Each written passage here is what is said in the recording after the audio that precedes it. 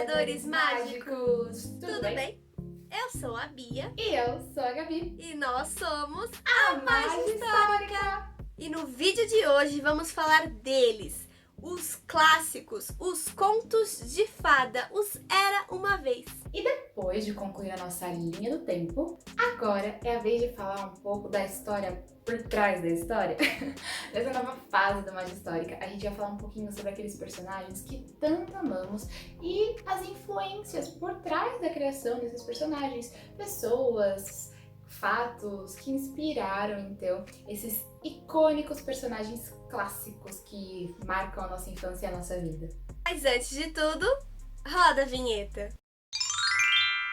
Para tudo! Se você tá aqui vendo esse vídeo, é a primeira vez que você conhece a gente da Magistórica, você ainda não viu a nossa linha do tempo, assim que você terminar esse vídeo daqui, ou você vai lá pro nosso GTV, ou pro nosso canal do YouTube e vai maratonar os 30 filmes que a gente fez ali, desde Irmão Urso até Detona Ralph. Colocamos os clássicos numa ordem cronológica de linha do tempo, dos filmes mais antigos ao mais recentes, segundo o seu tempo atual, não a data de lançamento. Imperdível, é incrível, você não pode deixar de assistir. E não esquece de já deixar o seu gostei aqui embaixo antes que o vídeo comece e se inscrever aqui no nosso canal. O seu like ajuda muito o nosso trabalho.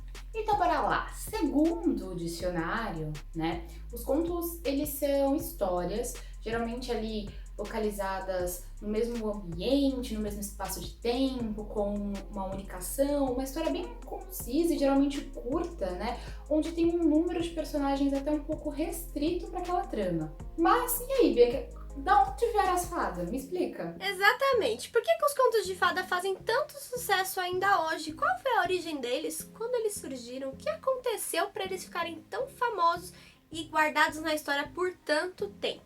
Isso a gente vai responder tudo no vídeo de hoje. E para usar de referência da nossa pesquisa, estamos utilizando o livro Contos de Fada em suas versões originais, escrito por Ana Lúcia Mereger. É a introdução desse livro que é a base de nossa pesquisa. Na verdade, o livro não foi escrito só pela Ana Lúcia, sim por diversos autores, né? Na verdade, é um compilado, porque eles pegaram as histórias originais dos contos de fada. Então, não só a Ana Lúcia, mas diversos outros autores organizam esse livro. E a introdução, que é a nossa fonte maior de pesquisa, né? Onde a gente se inspirou e baseou para escrever o roteiro de hoje, é produzida em específico pela Ana Lúcia. Então, regressando milênios há muito tempo atrás, estudando as primeiras civilizações, nós conseguimos chegar à conclusão que todas elas tinham algo em comum. A linguagem, o uso da linguagem, que era utilizada para se comunicar entre eles e trazer coisas da família, coisas da sociedade, coisas que aconteciam com eles e que eram sempre passadas de geração para geração através do ato do verbal, do oral. E à medida, né, que essas civilizações elas iam avançando, elas iam se desenvolvendo cada vez mais, essa linguagem ela também ia ficando cada vez mais desenvolvida, cada vez mais elaborada, até que começaram a surgir então os poemas e cânticos sagrados, que são as raízes, a base de toda e qualquer literatura. E é aí que a gente entra então nos contos, porque os contos eles têm exatamente essa mesma origem, né? Conforme a linguagem ela foi acontecendo e essa expressão oral, os contos vieram. Mas os contos eles acabam se distinguindo dessa parte da literatura, né, constituída por poemas e cânticos, porque os contos não possuem um elemento em específico, que é o caráter religioso. Então, Gabi, você sabia que essas histórias elas eram normalmente escritas por autores anônimos e ainda eram mulheres? Sim, a grande maioria delas eram mulheres. E aí que a gente entra também nos primeiros relatos dos contos, onde a gente já consegue identificar esse poder feminino.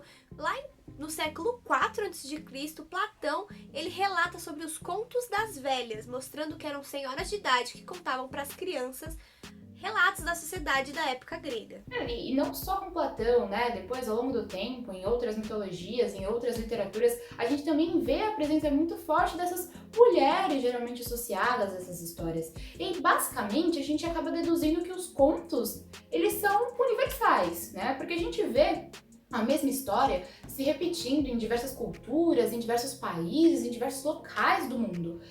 E é válido também reforçar que os contos, como a gente conhece atualmente, aqueles contos tradicionais, Chapeuzinho Vermelho, Os Três Porquinhos, O Gato de Botas, que são contos também que acabam sendo universais, eles na verdade são traduzidos pra gente nessa modalidade através de uma mescla de diversas culturas. Então, desde a Idade Média, a gente teve esse grande contato na Europa entre os distintos locais. Na Antiguidade Clássica, a gente vem aí com o termo fada em ascensão, essa palavra começa a ganhar cada vez mais força, fora os mitos celtas e nórdicos que começam a trazer um pouco de misticismo para nossa cultura, com os duendes, fadas, essas criaturas mágicas com poderes inusitados. E durante muitos séculos, estes contos de fada foram passados somente por tradição oral. Então, cada um contava para sua família, contava para o seu povo, e assim ele foi se prolongando.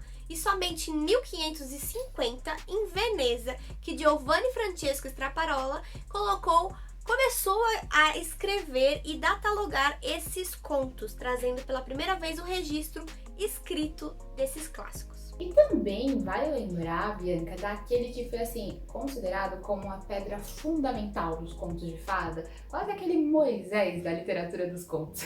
Ele mesmo, Jean Baptista Basile, em 1634. Ele também foi muito importante para essa constituição desses primeiros registros, com o seu livro Pentamerone. E como divisor de águas dos contos das histórias infantis, temos Charles Perrault em 1697 com o livro Os Contos da Mamãe Ganso. Charles Perrault foi o responsável pelo surgimento da literatura infantil por começar a trazer sempre no final uma moral da história. E já que a gente tá falando assim de pessoas que foram importantíssimas para essa história, a gente não pode deixar de citar as preciosas da França, né? Mulheres que faziam parte ali da corte ou da alta sociedade francesa e dedicavam seu tempo à literatura e aos direitos femininos, se mostrando bem guerreiras e que mulher pode sim também escrever. Entre elas, a mais famosa, a gente pode citar a Jeanne-Marie Belmont, e não só ela não estava sozinha nessa.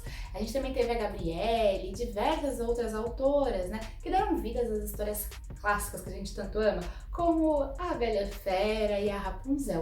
Mas, como toda boa história, também tem que ter aquele momento de crise, aquele momento que as coisas começaram a dar errado. E esse momento para os contos de fada foi quando o iluminismo chegou. Nessa época, a razão prevaleceu, o racionalismo ganhou cada vez mais força e os contos de fada eles caíram no esquecimento, foram deixados completamente de lado. Essa tendência de saber e trazer um pouco mais dessas tradições orais para registros físicos, ela volta à tona em peso no século XIX, com estudiosos que procuravam entender mais, estudar mais, procurar, pesquisar mais sobre linguística e folclore. E aí, entre eles, a gente tem os queridinhos do mundo, os mais famosos. Sem conto de fada, pensou nele, os irmãos Grimm. E embora não tenham se tornado tão conhecidos quanto Charles Perrault e os irmãos Grimm, temos vários autores por todo o mundo que contavam os contos populares de seus respectivos países e suas regiões.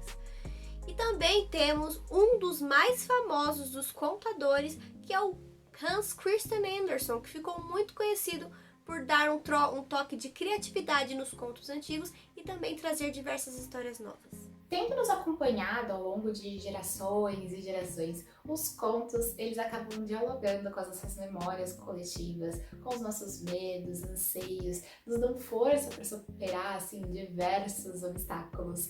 E toda essa narrativa que envolve os contos de fada, eles acabam marcando de forma, assim, muito profunda o nosso inconsciente coletivo. É quase como se a gente soubesse essas histórias desde que a gente nasceu, o que é muito engraçado. E, além do mais, né, como a gente já explicou aqui pra vocês antes, e enfim, depois a gente conhecer todos esses autores e a trajetória dos contos de fada, não restam dúvidas que, como eram histórias orais, as pessoas se inspiravam ali no seu dia a dia, na sua vida, ou até mesmo em alguém. Então esses contos, eles acabam tendo inspiração em momentos daquela sociedade, em aldeias, em regiões, até mesmo em uma única pessoa, que às vezes era muito marcante para aquele povoado, ou até mesmo em fases, momentos, questões e dúvidas que o povo daquela época estava vivendo. Então, a partir deste domingo, toda semana vamos trazer para vocês um conto de fadas de uma princesa.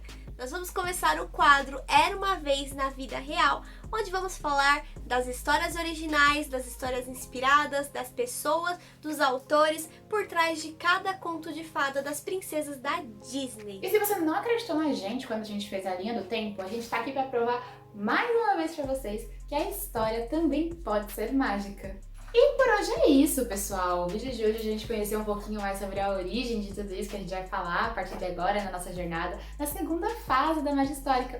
Não esqueça de seguir a gente aqui, ó, em todas as redes sociais. A gente tá no Instagram, no YouTube, no TikTok, no Kawaii. A gente tá em todo lugar, é tudo @magia histórica. E se você realmente gostou desse vídeo, não esquece de deixar o seu gostei aqui embaixo, de nos seguir na rede social que você tá assistindo, ativa o sininho, ativa as notificações do Instagram, vem curtir esse trabalho com a gente, vem fazer parte da família da Magia Histórica, os historiadores mágicos. E o que é mais importante, hein? Deus tá vendo você vendo o nosso vídeo até o final e não compartilhando com seu amiguinho, poxa. Às vezes você tem um amigo aí que gosta muito de história, gosta muito de Disney, ou não gosta de nada disso e vai ver o nosso vídeo e vai entender o quanto esse conteúdo pode ser maneiro e legal. Então ajuda a gente a chegar a cada vez mais pessoas aí nesse mundão afora. Então é isso. Até a próxima aventura.